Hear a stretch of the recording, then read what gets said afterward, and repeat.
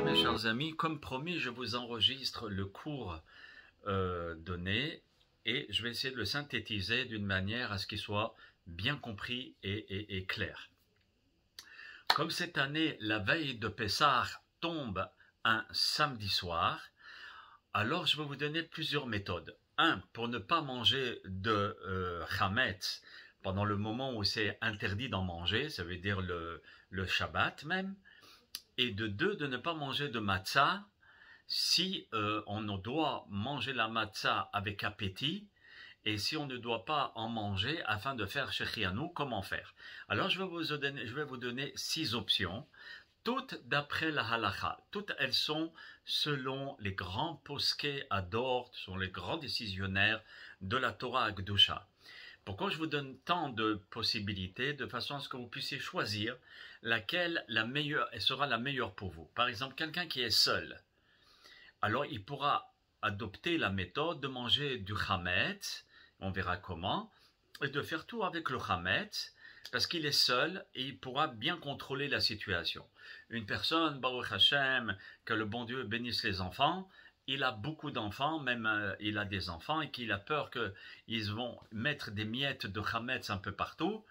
Et je vous garantis, là, la maman va s'arracher les cheveux si malheureusement tout son travail de cachérisation, etc., va être mis en l'air à cause de ses enfants.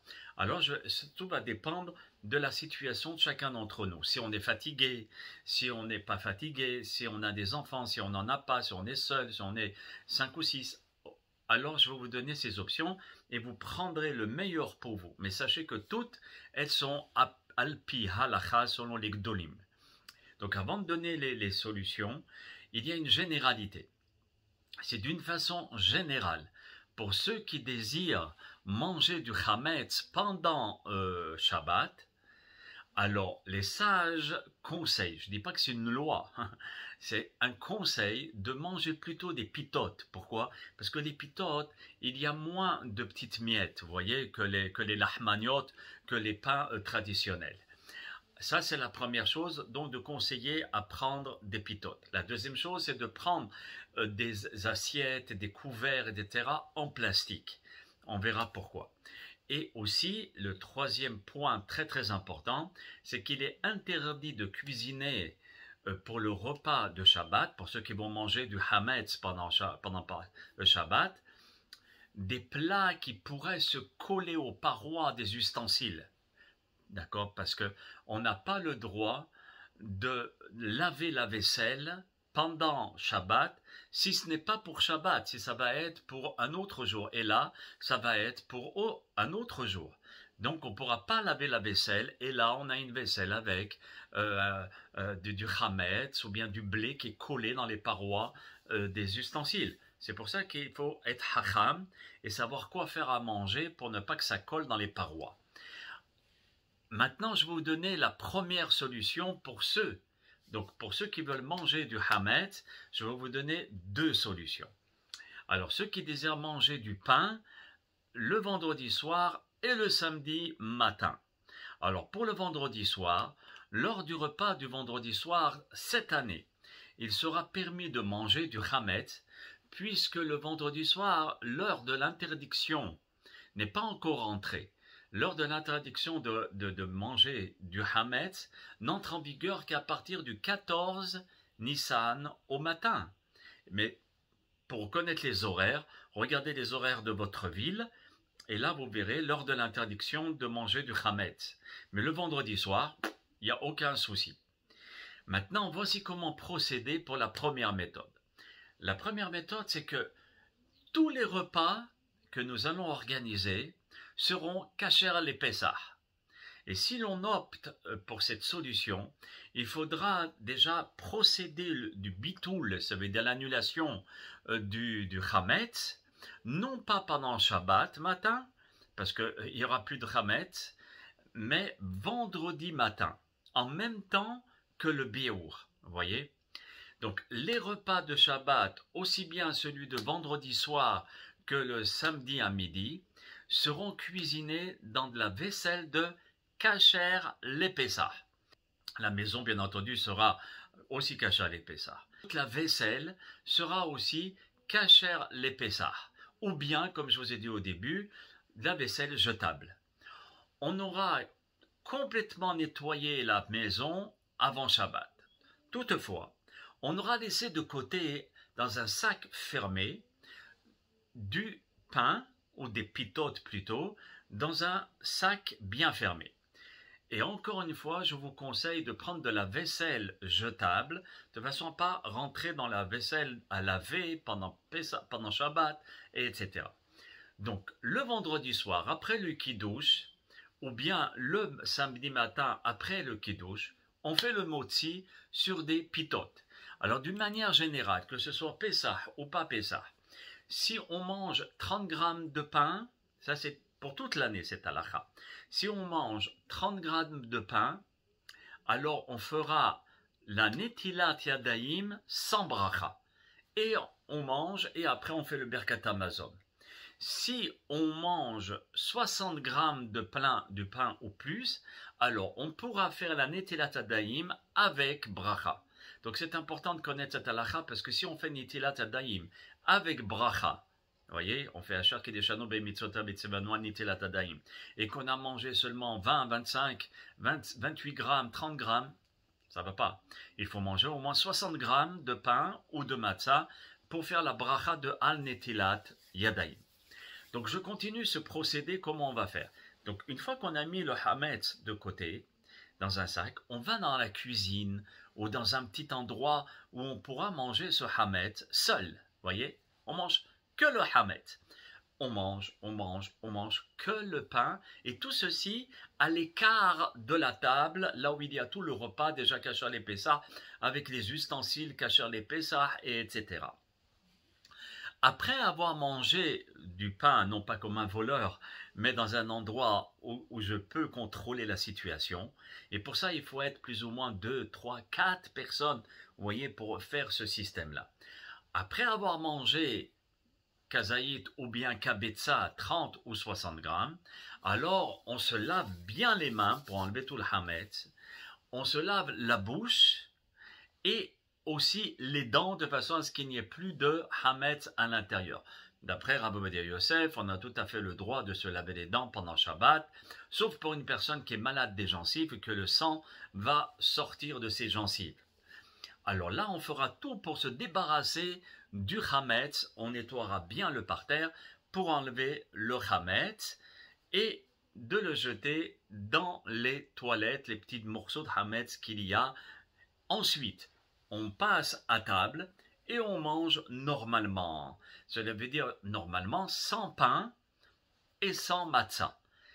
Parce qu'on a déjà mangé du pain, donc on doit faire le Birkat Hamazon.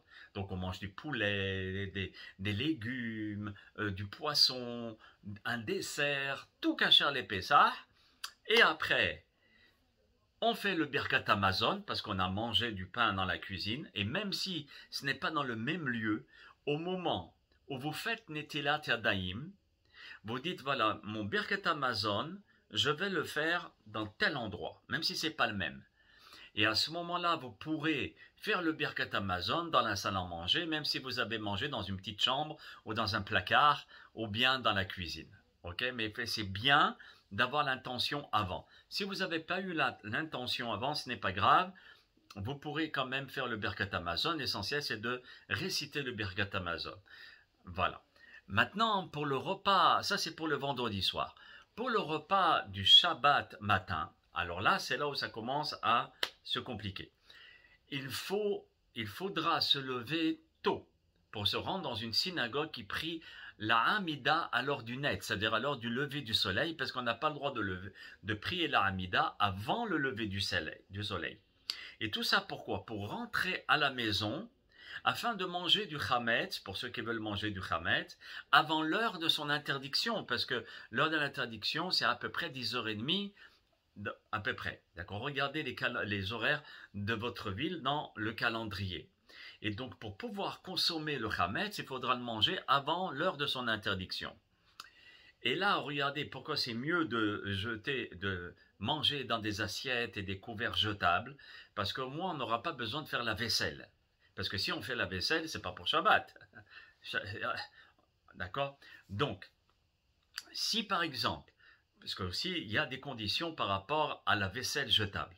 Si l'on mange dans des assiettes ou des vaisselles jetables et qu'il n'y a pas de vide-ordures dans l'immeuble, s'il y a un vide-ordures, pas de souci, on prend la nappe en plastique avec toutes les assiettes à l'intérieur, les couverts, le manche, etc. Hop là, on sert et on le jette dans le vide-ordures. Si le vide-ordures il est à l'extérieur de la maison, mais il est toujours dans l'immeuble, alors on le jettera dans le vide-ordures à condition de faire un Eruv Tafshilin avec les voisins qui sont juifs. Regardez la vidéo du Eruv Tafshilin qui nous permet de porter dans l'immeuble s'il y a des juifs. S'il n'y a pas de juifs, pas de problème, vous avez le droit de circuler avec votre gros sac de Hametz et le jeter, tous les plastiques, les couverts en plastique, etc., dans la poubelle. Maintenant, si il y a un Eruv, alors il sera autorisé de jeter tous ces assiettes, ces couverts, tout ce qui reste, à l'extérieur de la maison, dans la décharge publique, parce que la poubelle n'appartient à personne et à tout le monde. Ça veut dire que ce qui est à l'intérieur, ça s'appelle hefker. Ça veut dire c'est à personne. Mais à moins que ce soit un fou qui veut absolument manger les restants d'une poubelle, et ça, la Torah ne s'adresse pas aux fous. D'accord? Ensuite, s'il n'y a pas de hérouv, alors il sera interdit de porter dans le domaine public. C'est-à-dire, de ma maison, je ne peux pas prendre les assiettes en carton et les fourchettes, etc., et le chametz à l'intérieur, et de le jeter dans la poubelle publique, parce qu'il n'y a pas de hérouv. Alors, dans ce cas-là, il faudra s'efforcer de laisser pour le repas de midi la juste quantité de pain afin de ne pas avoir trop de chametz à jeter, vous voyez. Donc, il faudra être hacham et manger, laisser vraiment 2 petites pitotes, et puis c'est tout. Et comme ça, on finit tout, le chametz, et s'il reste un petit peu de miettes, etc., on prend ces petites miettes et ce petit chametz, on le met dans du papier fin, pour le respect du pain, parce que ce n'est pas bien de jeter le pain comme ça, et on le jettera dans les toilettes, parce qu'on n'a pas d'autre solution. On n'a pas de poubelle dans la maison qui vont directement dans la poubelle centrale, on ne peut pas sortir à l'extérieur, alors là on le jettera exceptionnellement dans les toilettes. Pourquoi je dis de le couvrir un peu de papier? Pour le respect du pain, et en règle générale, comme vous m'avez posé pendant le cours, il faut avoir un respect pour la nourriture. On voit dans notre génération malheureusement beaucoup de zilzoul. On néglige et on ne respecte plus rien. Les valeurs de la nourriture, c'est pas bien.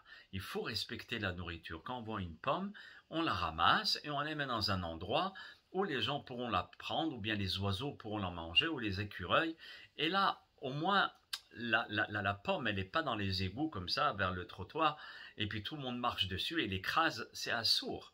Et plus forte raison, le pain qui est le symbole même de la nourriture. Vous savez, je vous avais rapporté qu'au moment sur le respect, sur le respect de la nourriture, je vous avais dit qu'il y a un ange. Et cet ange-là, il regarde même les miettes. Et si on écrase les miettes de pain, alors cet ange monte là-haut et il accuse la personne d'avoir écrasé les pains, et ça a un impact sur la parnassa de la personne. Il aura des difficultés à avoir la parnassa. Même s'il a la quantité, il n'aura pas la qualité. C'est pour cela qu'il faut faire très attention à la nourriture, et c'est seulement dans des cas extrêmes, comme lorsqu'on est en train de dire maintenant, où je n'ai pas de hérouv, je n'ai pas de poubelle centrale, etc., de la maison, alors je ne peux pas sortir dehors, c'est assourd.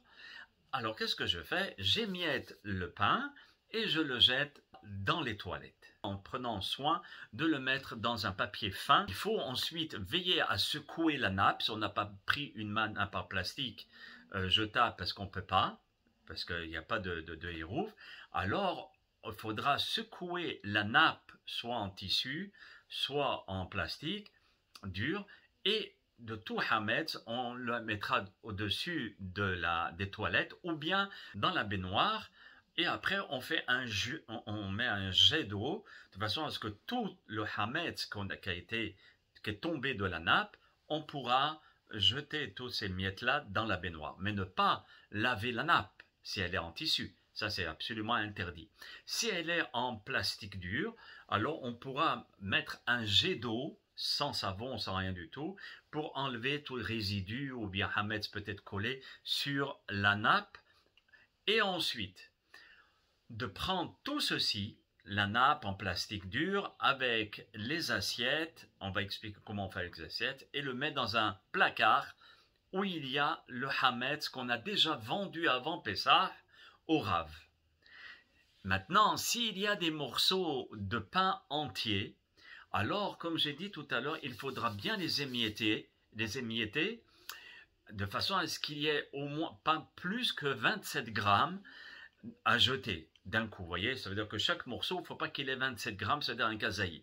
Il faut qu'il soit vraiment plus petit. C'est pour cela que je vous demande de les émietter et de les mettre dans des petits papiers et de les jeter dans les toilettes un après l'autre.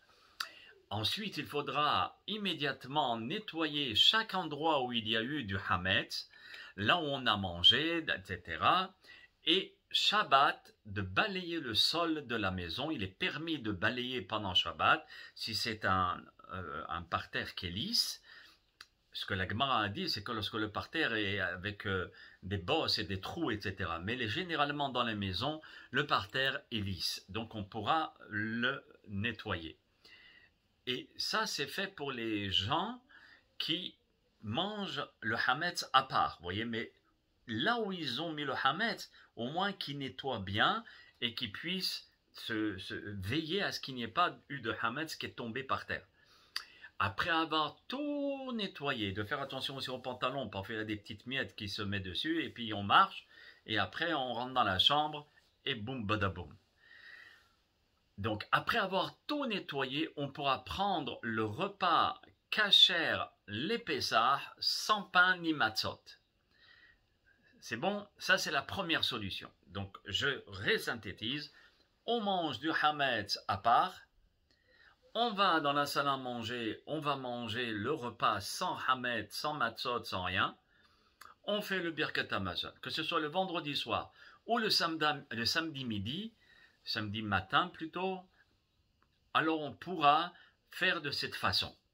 Mais de faire attention aux horaires d'interdiction de manger du hametz. Il faut regarder les horaires. Ça, c'est la première solution. Donc, à table, je n'ai que du kasher les Pessah. Maintenant, j'ai une deuxième méthode rapportée par les poskim, par les décisionnaires. C'est que le vendredi soir et le samedi matin, je vais manger aussi du hametz.